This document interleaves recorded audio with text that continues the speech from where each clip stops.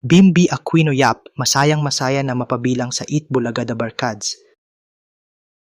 Pero bago po ang lahat, kung ikaw nga ay isang legit Dabarkads at gusto mo palaging updated sa ganap ng ating mga paboritong Eat Bulaga Dabarkads, mangyari lang mag-subscribe sa aking channel dahil sagot ko na ang kwentuhan. Maraming salamat po.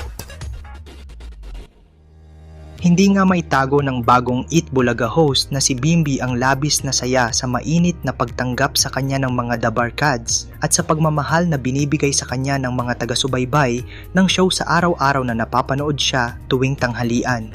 Di nga niya inasahan na mapapabilang siya sa Eat Bulaga, ngunit dahil sa kilig na binigay nila ni Raisa May sa mga tagapanood ng show ay tuluyan na siyang napabilang sa mga Dabarkads at araw-araw ng kasamang nagbibigay ng 1,000 isang tuwa. Pinapasalamatan niya rin ang TVJ at ang management ng Eat Bulaga sa pamumuno ni Ma'am Jenny Pere na nagbigay ng tiwala sa kanya na maging bahagi ng programa. Kaya naman sisikapin niyang mas maging mahusay sa trabaho araw-araw. At syempre malaki ang pasasalamat niya para sa mga taong natutuwa at tumatangkilik sa tambalan nila ni Dabarkads Raisa May Dizon. Masaya nga sa dahil nakikita niyang marami ang kinikilig sa kanilang dalawa. Kaya naman pinapangako niyang mas maraming kilig pa ang ihahatid nila ni Raisa May araw-araw sa Eat Bulaga.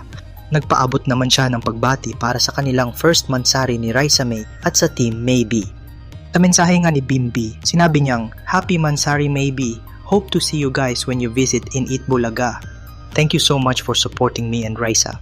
We love you, we genuinely love you, and thank you so much for genuinely loving us. Thank you, Happy Mansari." Hanggang dito na nga lang muna Dabarkads. Kung may reaction kayo tungkol sa video, i-comment nyo lang po sa baba.